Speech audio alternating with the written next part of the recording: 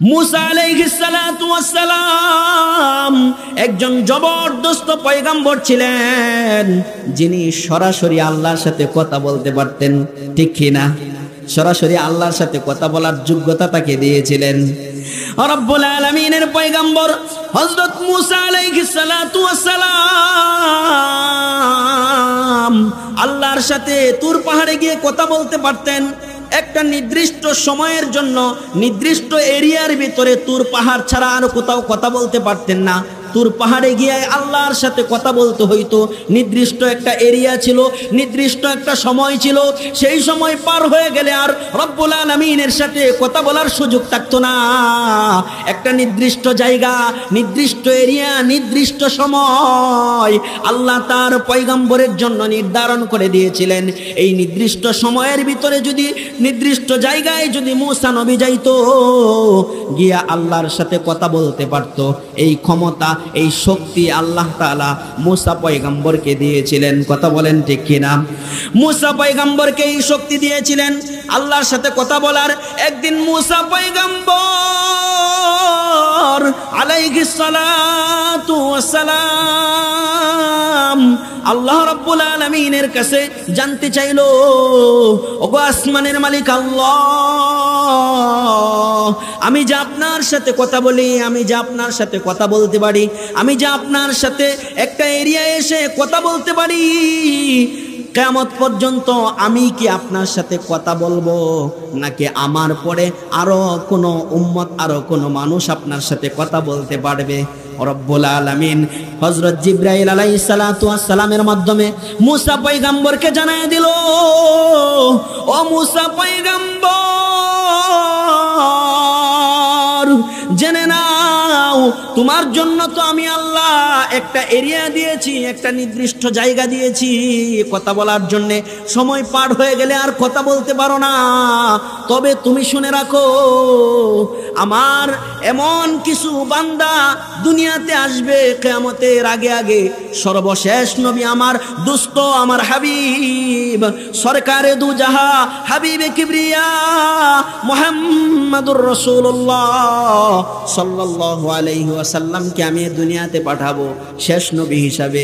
আমার সেই নবীর এমন উম্মত থাকবে, এমন কিছু উম্মত থাকবে যারা নির্দিষ্ট সময় লাগবে না, নির্দিষ্ট এরিয়া লাগবে না, নির্দিষ্ট জায়গা লাগবে না, তারা যেখানে পারে জমিনে অথবা আসমানের নিচে, খালি জায়গায় হোক, ঘরের ভিতরে হোক, মাদ্রাসায় হোক, মসজিদে হোক, জমিনের যে কোনো জায়গায় বসে বসে আমার কালামে মাজিদের তেলাওয়াত করবে, আমার কালামে পাকের তেলাওয়াত করবে, আমার পবিত্র কোরআনে কারিমের তেলাওয়াত করে বলে বলবে আলহামদুলিল্লাহি রাব্বিল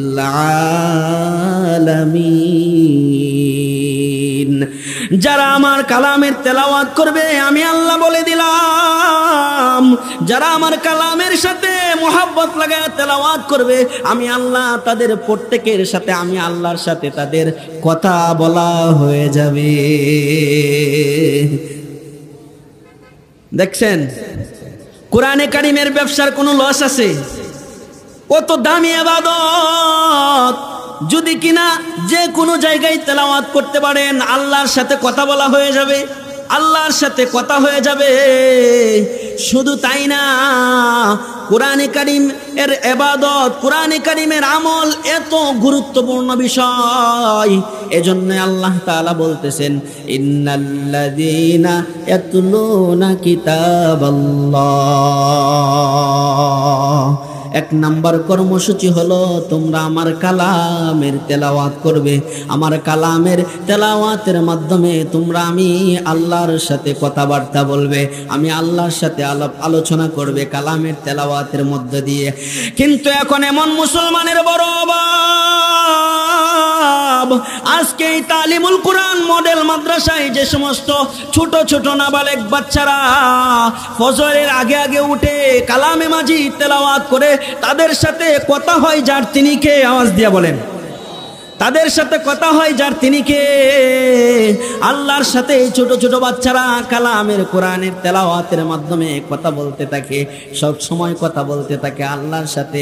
এই জন্যই আল্লাহ তাআলা তাদের জাম আসমান আর জমিনের মধ্যবর্তী স্থানে এই সমস্ত কোরআনে কারিমের তেলাওয়াত যারা করে তাদের দাম আল্লাহ তাআলা আকাশচুম্বী বাড়িয়ে দিয়েছেন। আল্লাহু আকবারের আওয়াজ যত দূর যাবে শয়তান লেজ গুটিয়ে পালিয়ে যাবে। কথা বলেন ঠিক কিনা? এজন্য জুড়ে আল্লাহু আকবার বলা যাবে না? দেখি তো ইমানের পাওয়ার কতটুকু আছে। আল্লাহু আকবার। এই আল্লাহু আকবার বলতে হবে নির্দেশ কার? আল্লাহ তাআলা নবীকে নির্দেশ করেছিলেন, ইয়া আইয়ুহাল মুদ্দাসসির কুম ফাআনজির ওয়া রাব্বাকা ফাকাব্বির ওয়া সিয়াবাকা ফাতাহহির। আল্লাহ তাআলা এখানে বলেছেন ওয়া রাব্বাকা ফাকাব্বির। নবীকে ডাক দিয়া বলেছিলেন, ওগো রাহমাতুল লিল আলামিন, ওগো আমার হাবিব, আপনি আর চাদরের ভিতরে বসে থাকতে পারবেন না, এখন চাদর থেকে বের হয়ে যান। চাদর থেকে বের হয়ে কুম ফাআনজির, মানুষদেরকে সতর্ক করুন, জাহান্নামের পথ থেকে জান্নাতের পথের কথা বলুন, সতর্ক করুন এবং পড়ুন ও রব্বাকা ফাকাব্বির, আমি রবের তাকবীর আপনি উচ্চ স্বরে পাঠ করুন। শুধু তাই না, রব্বুল আলামিন কালামে মাজিদের আরেক আয়াতে বলেন, দুনিয়াতে যত জিকির আছে মানুষের জিকির বড় না, বাবা মার জিকির বড় না, দুনিয়াতে যত জিকির আছে কোন জিকির বড় না, সবচেয়ে বড় জিকির যার তিনি কে? তিনি হলেন আল্লাহ। আল্লাহ তাআলা ডাক দিয়া বলেন, পবিত্র কোরআনে কারিমে বলেছেন ওয়ালা যিকরুল্লাহি আকবার, সবচেয়ে বড় জিকির তার যিনি আসমানের মালিক, তার জিকির হলো সবচেয়ে বড়। এই যে আমরা একটু আগে পড়েছি আলহামদুলিল্লাহ, প্রশংসা করেছি আল্লাহর। আল্লাহ তাআলা বলে, বান্দা আমার প্রশংসা ছাড়া তোমাদের কোনো উপায় নাই, আমার প্রশংসা করার জন্যই তো তোমাদেরকে পৃথিবীতে আমি তৈরি করেছি। রব্বুল আলামিন ডাক দিয়া বলেন, আলহামদুলিল্লাহিল্লাযী খালাকাস সামাওয়াতি ওয়াল আরদা ওয়া জাআলাজ যুলুমাতি ওয়ান নূর। রব্বুল আলামিন ডাক দিয়া বলেন, আলহামদুলিল্লাহিল্লাযী খালাকাস সামাওয়াতি ওয়াল আরদ, ও পৃথিবীর মানুষেরা শোনো, আমি তোমাদের জন্য আসমান বানাইছি, তোমাদের জন্য আমি আল্লাহ জমিন বানাইছি, তোমাদের জন্য আমি আল্লাহ রাতের অন্ধকার দিয়েছি। সারাদিন কাজকর্ম করার পরে রাতের অন্ধকারে তোমরা একটু আরাম করবা, তোমরা একটু শান্তিতে থাকবা, রাতটাকে ঘুমের ভিতরে কাটাইবা, একটু স্বস্তি উপভোগ করবা। এজন্য রাতের অন্ধকার আমি রব্বুল আলামিন তোমাদের জন্য দিয়েছি। শুধু তাই না, যদি সব সময় রাত লেগে থাকতো তাহলে মানুষের অবস্থা কেমন হয়ে যেত? রব্বুল আলামিন বলেন, এজন্য আমি আল্লাহ আবার তোমাদের জন্য দিনের আলোর ব্যবস্থা করে দিয়েছি। এই যে আসমান বানাইলাম তোমাদের জন্য, জমিন বানাইলাম তোমাদের জন্য, রাত দিলাম তোমাদের জন্য, সূর্যের আলো দিলাম তোমাদের জন্য, এই সব কিছু যিনি দিয়েছেন তিনি ডাক দিয়া বলেন, আমার নামে পড়বা আলহামদুলিল্লাহি রাব্বিল আলামিন। রব্বুল আলামিন ডাক দিয়ে বলে, ও পৃথিবীর মানুষ, আমাকে জিজ্ঞেস করতে পারো রব কেন তোমার জিকির করব, কেন তোমার প্রশংসা করব? রব্বুল আলামিন ডেকে ডেকে পবিত্র কালামে মাজিদের ভিতরে বলে, বান্দা তোমরা কেন আমার জিকির করবা না, কেন আমার প্রশংসা করবা না, কেন আমার শুকরিয়া আদায় করবা না? জানো বান্দা, আসমান জমিনের ভিতরে যা কিছু আমি আল্লাহ তাআলা তৈরি করেছি সব কিছু একমাত্র আমি রবের শুকর আদায় করে, আমি রবের তাসবিহ পাঠ করে। রব্বুল আলামিন ডেকে ডেকে বলেন, সাব্বাহা লিল্লাহি মা ফিস সামাওয়াতি ওয়াল আরদ রব্বুল আলামিন ডেকে ডেকে বলে, ও পৃথিবীর মানুষেরা শোনো, আসমান আর জমিনের মধ্যবর্তী স্থানে যত গাছপালা তরুলতা বৃক্ষরাজি তোমরা দেখতে পাও, আসমান আর জমিনের ভিতরে আল্লাহর যত সৃষ্টি মাখলুক আছে সবগুলোই তাসবিহ পাঠ করে যার তিনি কে আওয়াজ দিয়ে বলেন। সবাই যেহেতু রব্বুল আলামিনের তাসবিহ পাঠ করে, এজন্য আল্লাহ তাআলা পবিত্র কোরআনে কারিমে বলেন, ও পৃথিবীর মানুষেরা শোনো, তোমরা যদি আমার সন্তুষ্টির জন্য, আমার শুকরিয়া আদায়ের জন্য আজকের এই তালিমুল কোরআন মাদ্রাসার মাহফিলের ময়দানে, প্যান্ডেলের নিচে, জান্নাতের বাগানে, মাজালিসুর রহমানে এসে যদি কোরআনের মহাব্বতে, হাদিসের মহাব্বতে, আল্লাহ রাসূলের মহাব্বতে, ওলামায়ে কেরামের সোহবতে এসে যদি বসে যাও, রব্বুল আলামিন তোমাদেরকে দুইটা পুরস্কার দান করবেন। একটা পুরস্কার হলো আল্লাহ তাআলা বলেন, আল্লাহু ওয়ালিয়ুল্লাযীনা আমানু ইখরিজুহুম মিনাজ যুলুমাতি ইলান নূর। রব্বুল আলামিন ডেকে ডেকে বলে, ও পৃথিবীর মানুষেরা শোনো, আমি আল্লাহর মহব্বতে যারা আজকে তালিমুল কোরআন মডেল মাদ্রাসার ময়দানে এসে বসে গেছো, তোমরা শুনে রাখো, তোমাদের জন্য আমি আল্লাহ পুরস্কার বাজেট করে রাখছি। বান্দা, তোমরা যদি অন্ধকার পথে থাকো, অর্থাৎ জাহান্নামের পথে থাকো, আমার নাফরমানির পথে যদি তোমরা থেকে থাকো, আজকের এই মাহফিলে আসার কারণে আমি রব্বুল আলামিন তোমাদের প্রতি ইহসান করে, দয়া করে, মহব্বত করে, মায়া করে তোমাদেরকে জাহান্নামের পথ থেকে বের করে সুন্দর একটা রাস্তা ইলান নূর, অর্থাৎ আলোর দিকে, অর্থাৎ জান্নাতের দিকে আমি আল্লাহ তাআলা তোমাদের জান্নাতের রাস্তায় উঠে দেব।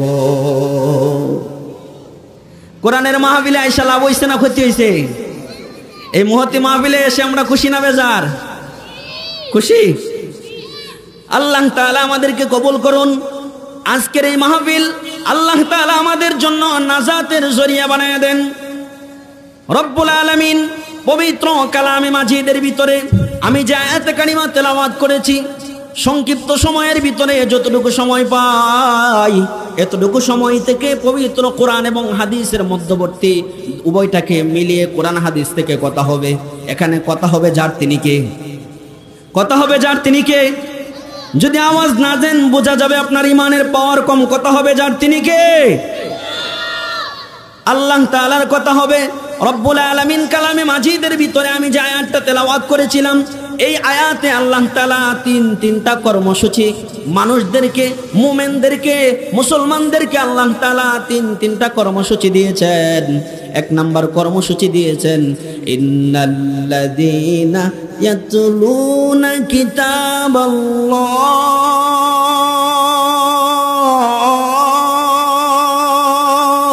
আল্লাহু আকবার।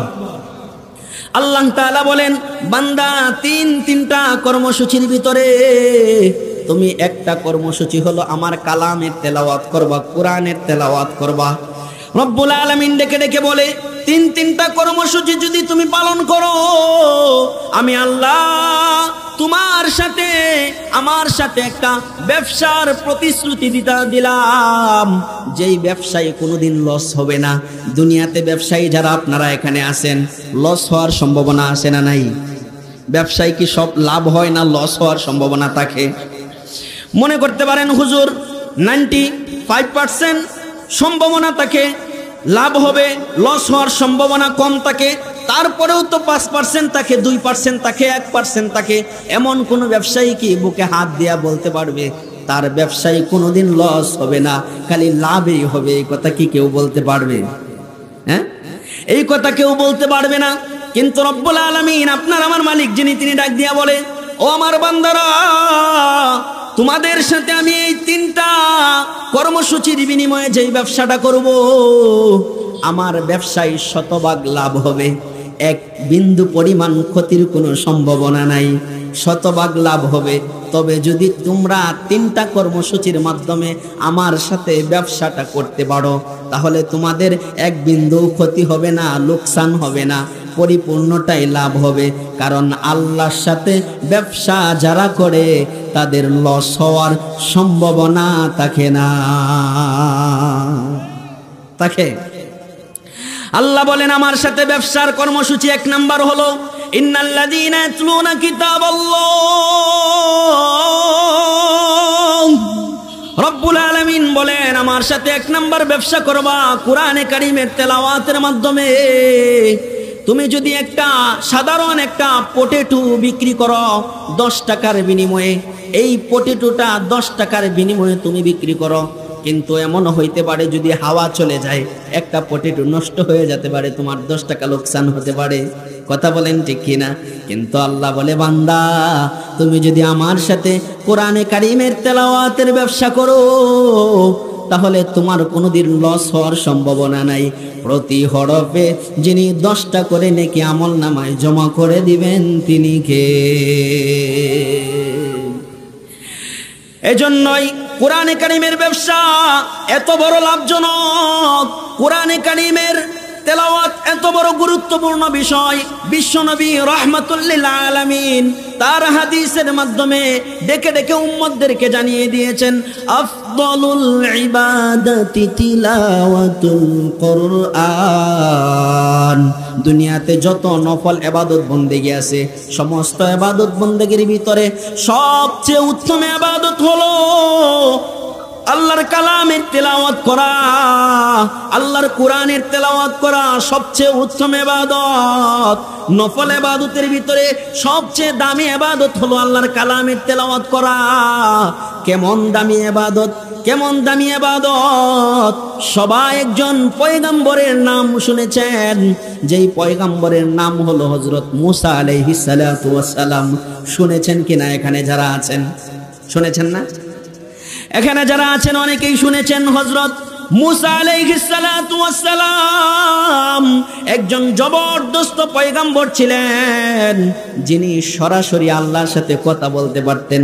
ঠিক কিনা? সরাসরি আল্লাহর সাথে কথা বলার যোগ্যতা তাকে দিয়েছিলেন রব্বুল আলামিনের পয়গম্বর হযরত মুসা আলাইহিস সালাতু ওয়াস সালাম আল্লাহর সাথে তুর পাহাড়ে গিয়ে কথা বলতে পারতেন। একটা নির্দিষ্ট সময়ের জন্য নির্দিষ্ট এরিয়ার ভিতরে তুর পাহাড় ছাড়া আর কোথাও কথা বলতে পারতেন না। তুর পাহাড়ে গিয়ে আল্লাহর সাথে কথা বলতে হইতো। নির্দিষ্ট একটা এরিয়া ছিল, নির্দিষ্ট একটা সময় ছিল, সেই সময় পার হয়ে গেলে আর রব্বুল আলামিনের সাথে কথা বলার সুযোগ থাকতো না। একটা নির্দিষ্ট জায়গা, নির্দিষ্ট এরিয়া, নির্দিষ্ট সময় আল্লাহ তার পয়গম্বরের জন্য নির্ধারণ করে দিয়েছিলেন। এই নির্দিষ্ট সময়ের ভিতরে যদি নির্দিষ্ট জায়গায় যদি মুসা নবী যাইতো, গিয়া আল্লাহর সাথে কথা বলতে পারত, এই ক্ষমতা এই শক্তি আল্লাহ তাআলা মুসা পয়গম্বরকে দিয়েছিলেন। কথা বলেন ঠিক কিনা? মুসা পয়গম্বরকে এই শক্তি দিয়েছিলেন আল্লাহর সাথে কথা বলার। একদিন মুসা পয়গম্বর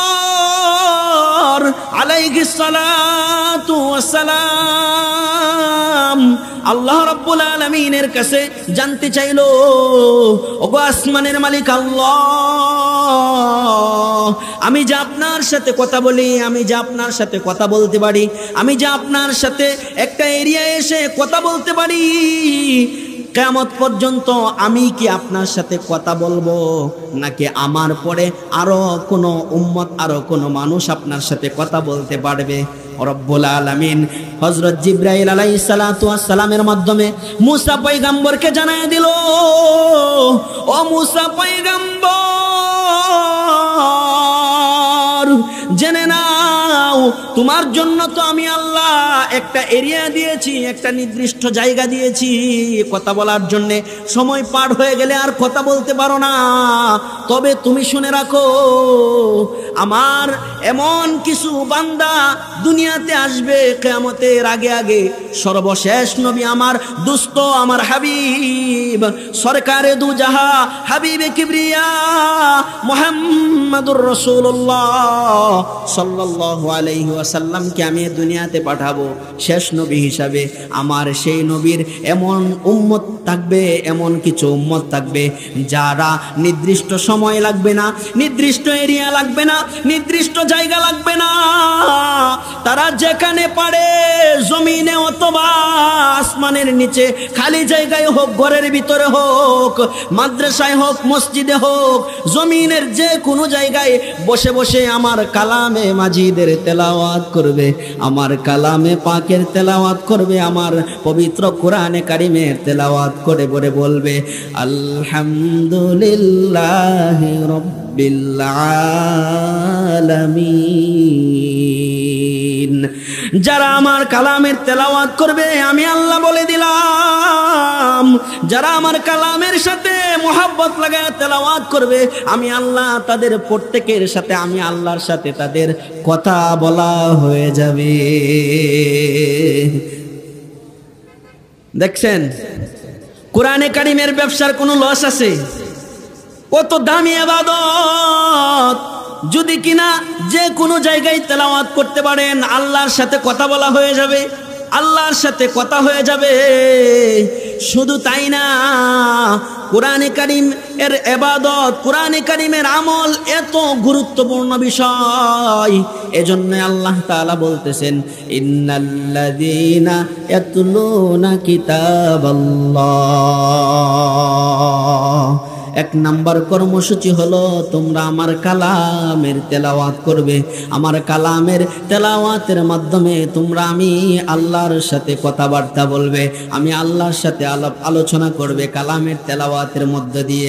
কিন্তু এখন এমন মুসলমানের বড় অভাব, আজকে এই তালিমুল কোরআন মডেল মাদ্রাসায় যে সমস্ত ছোট ছোট নাবালেগ বাচ্চারা ফজরের আগে আগে উঠে কালামে মাজিদ তেলাওয়াত করে, তাদের সাথে কথা হয় যার তিনি কে? আওয়াজ দিয়া বলেন। তাদের সাথে কথা হয় যার তিনি কে? আল্লাহর সাথে এই ছোট ছোট বাচ্চারা কালামের কোরআনের তেলাওয়াতের মাধ্যমে কথা বলতে থাকে, সব সময় কথা বলতে থাকে আল্লাহর সাথে। এই জন্যই আল্লাহ তাআলা তাদের জাম আসমান আর জমিনের মধ্যবর্তী স্থানে এই সমস্ত কোরআনে কারিমের তেলাওয়াত যারা করে তাদের দাম আল্লাহ তাআলা আকাশচুম্বী বাড়িয়ে দিয়েছেন। শুধু তাই না, মনোযোগ দিয়ে শুনেন, দিলের কানটা লাগায় দেন। আজকে কোরআনে কারিমের মহব্বতে যদি আপনার চোখ থেকে এক ফোঁটা পানি গড়ায়া পড়তে পারে, মনে করবেন এই পানিটা আপনার কিয়ামতের ময়দানে নাজাতে যাওয়ার জন্য যথেষ্ট হয়ে যেতে পারে। চোখের পানির দাম আছে না নাই? চোখের পানির দাম আছে না নাই? চোখের পানির বহু দাম। কিয়ামতের ময়দানে যখন হিসাব নিকাশ শুরু হয়ে যাবে, জাহান্নাম রব্বুল আলামিনের কাছে ডেকে ডেকে বলবে, ওগো আসমানের মালিক আল্লাহ, আজকে সমস্ত মানুষদেরকে আমি জাহান্নামের ভিতরে আপনি ঢুকাইয়া দেন, আমি জাহান্নামকে আপনি খাওয়ান দিয়া ভরপুর করিয়া দেন। 70,000 ফেরেশতা, 70,000 শিকলের ভিতরে 70,000 ফেরেশতা জাহান্নাম কে টেনে ধরে রাখবে। তারপরেও জাহান্নাম গর্জন দিয়া দিয়া আপনাকে আমাকে খাওয়ার জন্য হাসরের ময়দানে যাইতে থাকবে। এরকম যখন পরিস্থিতি হয়ে যাবে, হাবিব আমার মদিনার পয়গম্বর রাহমাতুল লিল আলামিন সরকারে দু জাহা হাবিবে কিবরিয়া মুহাম্মাদুর রাসূলুল্লাহ সাল্লাল্লাহু আলাইহি ওয়াসাল্লাম সিজদায় পড়ে যাবেন হাসরের ময়দানে, সিজদায় পড়ে যাবেন, সিজদায় পড়ে পড়ে বলতে থাকবেন আল্লাহুম্মা ইয়া উম্মতি, আল্লাহুম্মা ইয়া উম্মতি। আল্লাহর কাছে উম্মতের মুক্তির জন্য প্রার্থনা করতে থাকবেন। রব্বুল আলামিন সেদিন তার হাবিব আর দুস্থকে ডেকে ডেকে বলবো, ওগো হাবিব আমার, ওগো দুস্থ আমার, আজকে আমি আপনাকে কাঁদতে দিব না, কারণ আপনার জিন্দেগিটা কান্না করে করে পার করে দিয়েছেন। কারণ আপনি যখন দুনিয়াতে এসেছিলেন, আসার পরে আপনি অল্প বয়সে ইতিম হয়ে গিয়েছিলেন। আপনার মা ছিল না, আপনার বাবা ছিল না, আপনাকে তেমন কোনো স্নেহ মমতা দেওয়ার জন্য মানুষ ছিল না। আপনি এতিম নবী হয়ে দুনিয়াতে এসেছিলেন, মানুষের দ্বারে দ্বারে ইসলামের বাণীগুলো পৌঁছায়। মানুষ যখন মানুষের কাছে দাওয়াত নিয়ে যাইতেন, মানুষ আপনাকে তিরস্কার করত, মানুষ আপনাকে পাগল বলতো, মানুষ আপনাকে খারাপ কথা বলতো। এই সমস্ত নির্যাতন সহ্য করে করে আপনি ইসলামের দাওয়াত মানুষের কাছে পৌঁছায় দিয়েছেন। তায়েফের ময়দানে গিয়েছিলেন মানুষদেরকে ইসলামের দাওয়াত দেওয়ার জন্যে। তায়েফের ছেলেরা আপনাকে কষ্ট দিয়েছে, আপনাকে পাথর মেরেছে। যেই শরীরে মশা মাছি পর্যন্ত বসা হারাম ছিল, সেই শরীর থেকে তায়েফের ছেলেরা রক্ত ঝরাইছে। আর আপনার কষ্ট দেখে আমি রব্বুল আলামিন সহ্য করতে পারি নাই। সেদিন আমি রব্বুল আলামিনের সেদিন কষ্ট হয়েছে। আপনার এই কষ্ট দেখে আমি সাথে সাথে সেই দিন হযরত জিবরাইলকে পাঠায় আপনার কাছে জিজ্ঞাসা করেছিলাম, আমার দোস্তকে জিজ্ঞাসা করো, আমার হাবিবকে জিজ্ঞাসা করো, সে যদি চায় তায়েফের দুই পাশের পাহাড়কে চাপা দিয়া তায়েফবাসীকে আমি নিষ্পেষিত করে দিব। কিন্তু সেই দিন আপনি উম্মতের কান্ডারি নবী রাহমাতুল লিল আলামিন, আপনি আমার কাছে দরখাস্ত করেছিলেন, বলেছিলেন, ওগো রব, ওগো আসমানের মালিক আল্লাহ,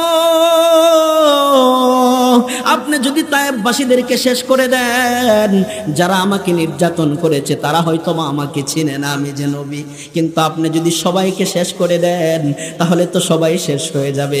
তাদের প্রজন্ম, আগামী প্রজন্ম হয়তোবা আমাকে নবী হিসাবে চিনতে পারে, এজন্য আপনি তাদেরকে ধ্বংস করেন না। আপনাকে কত কষ্ট দিয়েছে, উহুদের ময়দানে আপনি দান দান শহীদ করেছেন,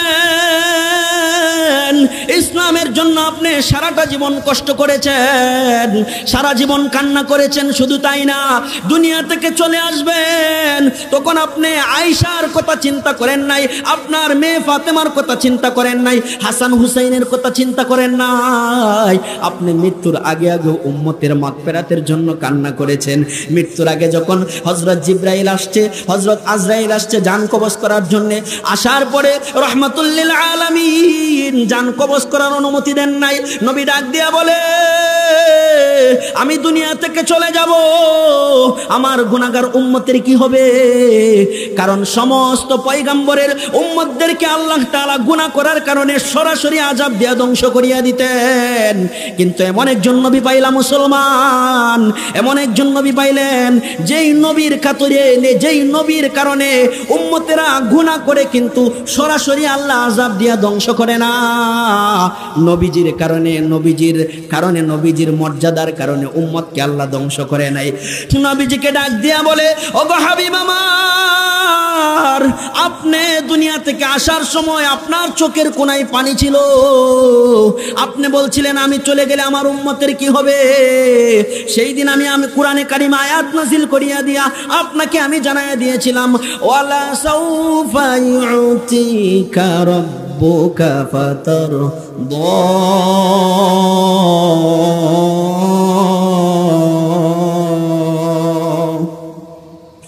আল্লাহ তাআলা সেদিন বলেছিলেন, নবী আমার, আপনাকে আমি সন্তুষ্ট করেই ছাড়বো, আপনাকে আমি কষ্ট দিব না।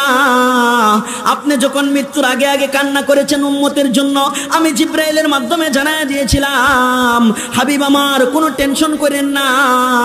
আপনি দুনিয়াতে থাকাকালীন যেমন আপনার উম্মত গুনাহ করলে আমি তাদেরকে ধ্বংস করে দেই নাই, আপনি দুনিয়া থেকে চলে গেলেও আপনার খাতিরে আপনার উম্মত গুনাহ করবে, জিনা করবে, চুরি করবে, ডাকাতি করবে, আপনার উম্মত নাফরমানি করবে, তারপরেও আমি গুনাহের কারণে সরাসরি তাকে ধ্বংস করব না। ধ্বংস করে দেয় নাকি? ধ্বংস করে দেয়? ধ্বংস করে দেয় না। রব্বুল আলামিন বলেন, আপনার খাতিরে আমি আপনার উম্মতদেরকে ধ্বংস করব না, আমি আপনার উম্মতদেরকে শেষ করে দিব না। তবে আপনি দুনিয়া থেকে চলে গেলে টেনশন করার কোনো কারণ নাই। আমি সেদিন আপনাকে জানিয়ে দিয়েছিলাম, আপনার উম্মতের জিম্মাদারি স্বয়ং আমি আল্লাহই নিয়ে নিলাম। যেই নবী উম্মতের জন্য এত কান্নাকাটি করেছেন, সেই নবী কিয়ামতের ময়দানে মানুষকে জাহান্নাম খাওয়ার জন্য আসতে থাকবে, তখন সিজদায় পড়ে যাবেন। রব্বুল আলামিন দেখে বলবে, হাবিব আমার, আজকে আপনার কান্না করার কোনো সুযোগ নাই। আপনাকে জিব্রাইলের মাধ্যমে একটু পানি দিলাম, এই পানিটা আপনি জাহান্নামের উপর ছিটায় দেন, তাহলে জাহান্নাম অটোমেটিক সরে যাবে। রব্বুল আলামিনের হুকুমে নবীজির কাছে একটা কৌটার ভিতরে একটু পেয়ালা পানি নিয়ে আসবে হযরত জিব্রাইল। আসার পরে নবীজির হাতে দিবেন, নবীজি সেই পানিটা জাহান্নামের উপর ছিটায় দিবেন। সাথে সাথে জাহান্নাম দ্রুত বেগে চলে যাবে। যেই জায়গায় 70,000 ফেরেশতা ধরে রাখতে পারে নাই, সেই জায়গায় একটু পানি ছিটায় দেওয়ার পরে জাহান্নাম চলে যাবে। এই দৃশ্যটা থেকে আমার আপনার হাবিব, আমার আপনার নবী আশ্চর্য হয়ে আল্লাহর কাছে জিজ্ঞাসা করবেন, ওগো আসমানের মালিক আল্লাহ, এই পানির এত দাম কেন? এটা কি আপনার রহমতের পানি নাকি? এটা কি হাউজে কাউসারের পানি নাকি? আল্লাহ তাআলা ডাক দিয়ে বলবেন, হাবিব আমার, এটা হাউজে কাউসারের পানি না, এটা আমার রহমতের কোনো পানি না, এটা আমার বরকতের কোনো পানি না। এটা হলো ওই যে তালিমুল কোরআন মডেল মাদ্রাসার মাহফিলে এসে আপনার উম্মতেরা বসে বসে আপনার আলোচনা শোনার পরে আপনার মোহাব্বতে, কোরআনের মোহাব্বতে এক ফোঁটা চোখের পানি ছেড়ে দিয়েছিল। ওই পানিটুকু আমি আল্লাহ আপনার উম্মতের বিফলে যেতে দেই নাই। সেই পানিটুকু আমি ফেরেশতার মাধ্যমে হেফাজত করে জমা করে রেখে দিয়েছিলাম। আজকে এই পানিটুকু আপনার উম্মতের চোখের পানিগুলো আপনার হাতে দিয়ে দিলাম, আর এই পানি আপনি জাহান্নামে ছিটাইয়া দিলেন, জাহান্নাম সরে গেল। এই পানিটা হলো আপনার উম্মতের চোখের পানি। চোখের পানির দাম আছে না নাই? যেই কথা বলতেছিলাম, 1 নাম্বার ব্যবসা হলো আল্লাহর সাথে কোরআনে কারিমের তেলাওয়াতের ব্যবসা করব। রাজি আছি তো ইনশাআল্লাহ? বলতে পারেন, হুজুর আমি তো কোরআন শরীফ পড়তে পারি না। আপনার জন্য হতাশ হওয়ার কোনো কারণ নাই, দিলের কানটা লাগায় দেন, হতাশ হওয়ার কোনো কারণ নাই। যুবক ভাই বলতে পারো, আমি কোরআন পড়তে পারি না, তবে আমি তোমার অপরাধের কথা বলছি না। তুমি গণিত পড়তে পারো, তুমি ইংরেজি পড়তে পারো, সব ভাষা বুঝো, তুমি ব্যবসা বুঝো, বাণিজ্য বুঝো, সংসার বুঝো, সব বুঝো, কোরআন কেন পড়তে জানো না? আমি তোমার দিকে আমি অপরাধের নিক্ষেপ করছি না, তোমাকে হতাশ করছি না, তোমাকে একটা আশার বাণী শোনাচ্ছি, দিলের কান লাগাইয়া দেও, আশার বাণী শোনাচ্ছি। বলতে পারেন, হুজুর আমি তো কোরআনে কারিমের তেলাওয়াত করতে পারি না, তবে তোমরা যদি কোরআনে কারিমকে মহব্বত করো, তোমরা যদি মহব্বত করতে পারো কোরআনে কারিমকে, দিলে দিল দিয়ে মহব্বত করতে পারো, এই সমস্ত প্রতিষ্ঠানকে যদি মহব্বত করতে পারো, এই সমস্ত প্রতিষ্ঠানে যারা কোরআনে কারিমের তেলাওয়াত করে, যে সমস্ত বাচ্চারা পড়ে, তাদেরকে মহব্বত করতে পারো, কোরআনকে যদি মহব্বত করতে পারো, যারা শিক্ষা দেয় তাদেরকে যদি মহব্বত করতে পারো, কিয়ামতের ময়দানে কোরআন তোমার নাজাতে যাওয়ার জন্য যথেষ্ট হয়ে যাবে। সুন্দর একটা কারগুজারি শোনায় কারি তয়ব সাহেব রহমাতুল্লাহি আলাইহি তার খুতবাতে হাকিমুল ইসলামের ভিতরে লিখেছেন এই কথাগুলো। রব্বুল আলামিনের একজন নৈকট্যপ্রাপ্ত বান্দা, দারুল উলুম দেওবন্দের একজন সফল মুহতামিম কারি তয়ব সাহেব রহমাতুল্লাহি আলাইহি তার খুতবাতে হাকিমুল ইসলামের ভিতরে লিখেছেন, এমন একটা এলাকা, ওই এলাকায় একটা লোক মারা গিয়েছে, কিন্তু এলাকাটা এত মূর্খের এলাকা, মানুষ এত অশিক্ষিত, ওই এলাকার মানুষ ইসলাম সম্পর্কে কিছুই বোঝে না, ইসলাম সম্পর্কে কিছুই জানে না। ওই এলাকার মানুষের ভিতরে দিন নাই, ইসলাম নাই, কিছুই বোঝে না। একজন মানুষ মারা গেছে, দুনিয়া থেকে চলে গেছে, তাকে যে কাফন দাফন করতে হবে, তার জানাজা পড়তে হবে, এরকম একজন মানুষও ওই এলাকায় নাই।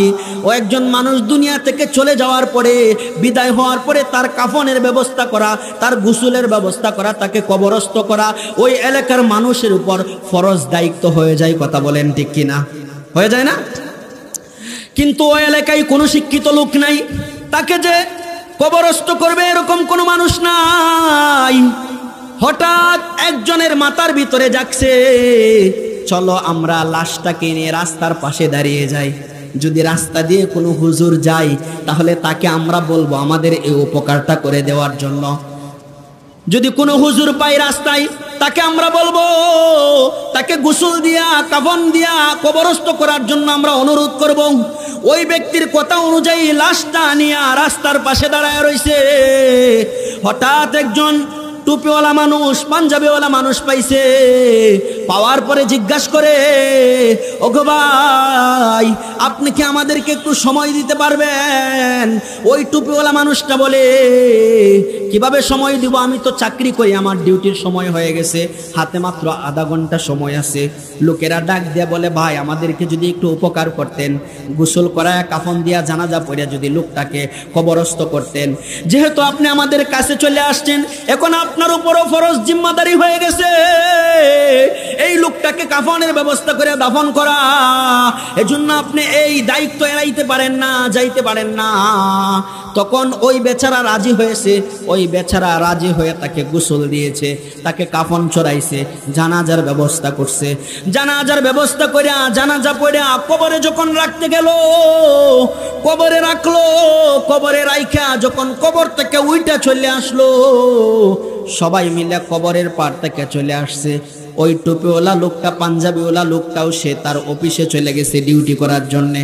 বলেন তো আপনাদের এইদিকে অফিসে ঢুকতে হলে অফিসের গেটে তার এই অফিসের যে একটা কার্ড থাকে সেটা চেক দেয় কিনা? চেক দেয় না? অফিসের নির্ধারিত একটা আইডেন্টি কার্ড থাকে, সেটা চেক দিয়া তারপরে ঢুকাই। ওই ব্যক্তি অফিসের সামনে গিয়া আটকে পড়ে গেছে। সে তো তার কার্ড খুঁজে পাচ্ছে না। কার্ড কোথায় ছিল খুঁজে পায় না, খুঁজে পায় না। কার্ড ছাড়া অফিসে ঢুকতেও দেয় না। তখন বেচারা পেরেশানিতে পড়েছে। পেরেশানিতে পড়িয়া এক মুফতি সাহেবের কাছে মাসআলা জিজ্ঞাসা করেছে, হযরত, আমি কি প্রয়োজনের খাতিরে কবর আবার খনন করতে পারবো কিনা? কবর থেকে আমার সেই কাঠটা আমি উদ্ধার করতে পারবো কিনা? প্রয়োজনে আমি এটা পারবো কিনা? মুফতি সাহেব ফতোয়া দিয়ে দিয়েছে, হ্যাঁ আপনি পারবেন। তখন ওই টুপিওয়ালা লোকটা ওই গ্রামে গেল। গ্রামে গিয়া বলতেছে, ভাইরা আমার, আমি তো আপনাদের উপকার করেছিলাম, এখন আমার একটু উপকার করেন। বলতেছে, কি উপকার? তখন টুপিওয়ালা লোকটা বলতেছে, আমার কাঠটা কবরের ভিতরে পড়ে গেছে, এখন তো আমি অফিসে ঢুকতে পারতেছি না, চাকরিতে করতে পারতেছি না, আমার কাঠটা উদ্ধার করা দরকার। তখন এলাকার মানুষ বলল, এটা জায়েজ আছে কিনা? লোকে বলল, হ্যাঁ মুফতি সাহেব ফতোয়া দিয়েছে, এই যে ফতোয়া, কবর খনন করা যাবে প্রয়োজনের খাতিরে। তখন কিছু যুবকদেরকে সঙ্গে নিয়ে কবর আবার নতুন করে কবর খনন করতে গেল, কবরের মাটি সরাইতে গেল সেই কাঠটা উঠানোর জন্যে। ওই টুপিওয়ালা মৌলবী যখন কয়েকজন যুবককে নিয়ে কবরস্থানের পাশে গেল, গিয়া মাটিগুলা আস্তে আস্তে সরাইছে। 3-4 দিন হয়ে গেছে। ওই টুপিওয়ালা চিন্তা করতেছে, যেহেতু 3-4 দিন হয়ে গেছে, কবর থেকে গন্ধ আসতে পারে, দুর্গন্ধ আসতে পারে। কারি তৈয়ব সাহেব রহমতুল্লাহি আলাইহি লিখেছেন, তার খুতবাতে হাকিমুল ইসলামের ভিতরে লিখেছেন যে দুর্গন্ধ আসতে পারে। ওই টুপিওয়ালা বলতেছে, কিন্তু যখন একটা মাত্র বাঁশ টান দিল, তার সাথে যে যুবকরা ছিল তারা একটু দূরে সরে গেছে আর নাক ডেকে নিয়েছে গন্ধ আসবে বিদায়। কিন্তু টুপিওয়ালার তো প্রয়োজন তার কাঠটা। সে একটা বাঁশ আস্তে করে উঠাইছে। উঠানোর পরে দেখে কবর থেকে এমন সুগন্ধ ছড়ায়া পড়ছে, জিন্দিগিতে এই টুপিওয়ালা কেন, আশেপাশের যারা যুবক আছে তারা জিন্দিগিতে এত সুন্দর সুঘ্রাণ কোনোদিন পায় নাই। এত সুন্দর সুঘ্রাণ ছড়িয়ে পড়েছে, এটা দেখে আশ্চর্য হয়ে গেছে। ওই টুপিওয়ালা তার কাঠটা উত্তোলন করে নিয়ে আসছে। নিয়ে আইসা এই আশ্চর্য জিনিস দেখার পরে তিনি জিজ্ঞাসা করতেছে, এই যাকে ওখানে কবরস্থ করেছি তার বাড়ি কোথায়? লোকেরা বলে পাশেই বাড়ি। ওই টুপিওয়ালা পাশের বাড়িতে গেল, গিয়া ডাকতেছে, বাড়িতে কে আছেন গো? 3-4 দিন আগে যে আপনার বাবাকে, আপনাদের একজনকে দাফন করা হয়েছে, তার কোনো সন্তানাদি আছেন কিনা?